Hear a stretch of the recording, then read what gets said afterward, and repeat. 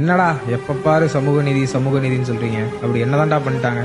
என்ன பண்ணாங்களா?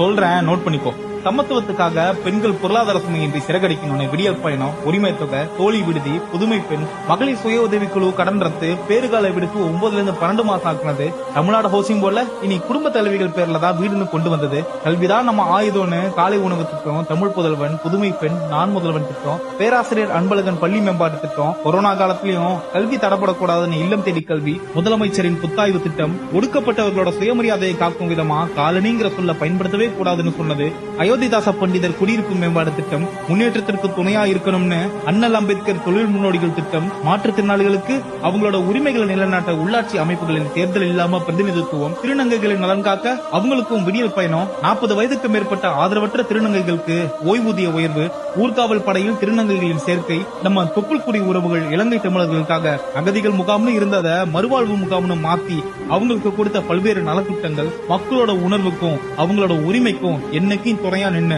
மொழி திணிப்பு, கலாச்சார திணிப்பு, என்இபி, நீட்டுன்னு எப்போதும் நமக்காக குரல் கொடுக்கிறது. இவன் தான் உள்ள போகணும், இவன் போக கூடாதுங்கறதெல்லாம் உடைச்சி அனைத்து சாதியினரையும் அர்ச்சகர்களாக்குனது, அதிலும் குறிப்பா ஒரு பெண்ண, இப்படி எல்லா தரப்பு மக்களையும் அரவணைச்சு முன்னேற்றத்தை நோக்கி அழைத்து செல்வதுதான் சமூக நீதி. தமிழ்நாட்டில் நடக்கிற திராவிட மாடல் அரசு தான் சோசியல் ஜஸ்டிஸோட லைவ் எக்ஸாம்பிள். இதெல்லாம் ஒரு நாள்ல நடக்கல. வாக்களிப்பீர் உதயசூரியன்.